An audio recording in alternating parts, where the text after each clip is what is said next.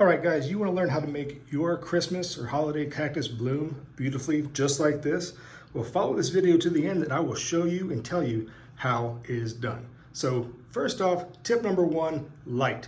Now see this window here? Now this is a western facing window, but it's blocked by a house, some trees. It gets just a little bit of indirect light, as you can see here. And that is key for Christmas cactus blooming.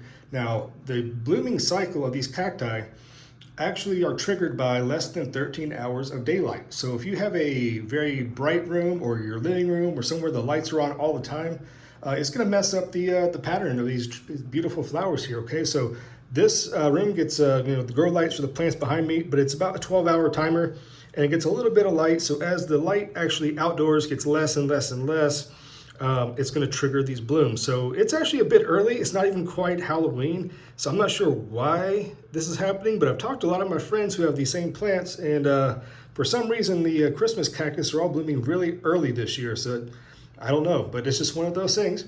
However, this brings me to my second point. Okay, so second point, as you can probably tell, right there, a little bit of that is actually from the humidifier. These plants like a good amount of humidity, okay? Native to Brazil, these guys are used to being in the rainforest, and like I think it's the Atlantic rainforest in southern Brazil. So they don't need like a hot jungle type really, but they like a nice moderate temperature with a lot of moisture in the air and humidity. Now that means humidity, not soaking the pot and plants thoroughly, okay? So they do not like to be living in standing water. If you see that, you'll see like the pads will actually start falling off. Example over here, like this other plant I had, just these leaves are just dropping off of it, and turns out that I forgot that this pot did not have a drainage hole in the bottom, my mistake, and it kind of sat in a lot of water and it started drooping, and a bunch of the little leaves started falling off of it. So I had to basically repot it, and long story short, it's doing better now. But once they start dropping off, guys, you can't fix it. They're gonna just die. Okay, so that is number two. Okay, so tip number three is actually being a little bit root bound. Now these plants I actually got from my grandmother. She couldn't take care of them anymore. They are probably never been repotted, quite honestly, and you can see looking down here, it is very, very dense, okay? So Christmas cactus, holiday cactus, whatever, they like being crowded, okay? So don't be afraid to have many plants just kind of bunched in one spot like that. That is actually going to help them to grow. So naturally they'll grow in the trees in the rainforest, like I mentioned, little cracks and notches with like just getting a little bit of like leaf debris and dirt that just kind of blows up in there. So they don't really have a huge expansive root base. So you're not going to really overcrowd them as much as you think. So putting a ginormous pot with just one little plant in it is actually bad for it, because it's going to lead to waterlogging, and like I mentioned, it's going to basically affect the plant. And in a long story, it's just going to just be detrimental, and you may not be able to recover it.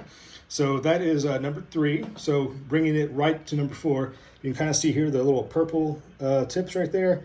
Now this plant was left outside a little bit. I just brought it in recently. That is just from the cold. The plant's going to be just fine. It's going to recover as it stays inside and warms up.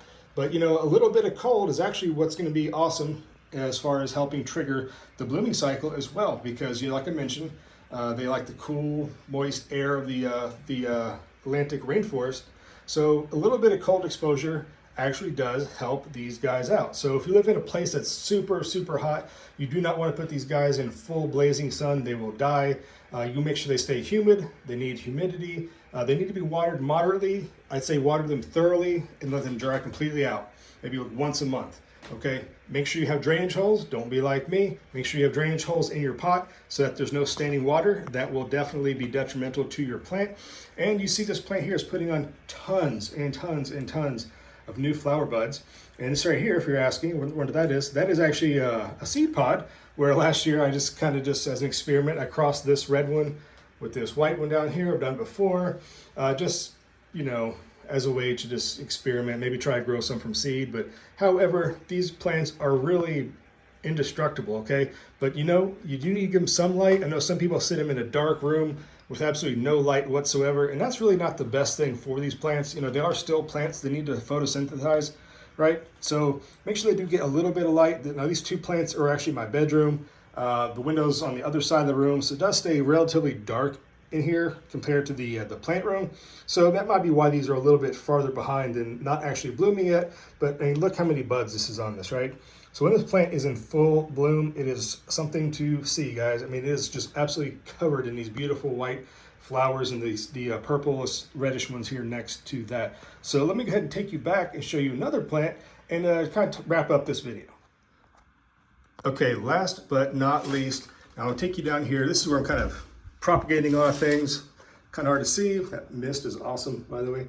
All right, let's check it out. These are just some cuttings I've taken where I just kind of stuck them in some potting soil and left them off to their own devices. And if you can look right here, even this little cutting right here is putting on a flower bud. Isn't that pretty awesome? It's just little like 3 segments I stuck in the ground this past summer, actually, and there it is, it's growing. So that just brings me to the final point, time. Okay, so this plant, you know, if you grow from seed, it's gonna take a while to start producing, but if you grow from a cutting, especially a plant that's mature enough that's already blooming, like this beautiful one here, that's awesome, awesome coloration on that. Once a plant is old enough that you start taking cuttings from that, it'll actually make them bloom much quicker. Okay, so this is the plant here that I kind of almost killed, and it's coming back alive, but it is not blooming. See this? No buds on this one at all.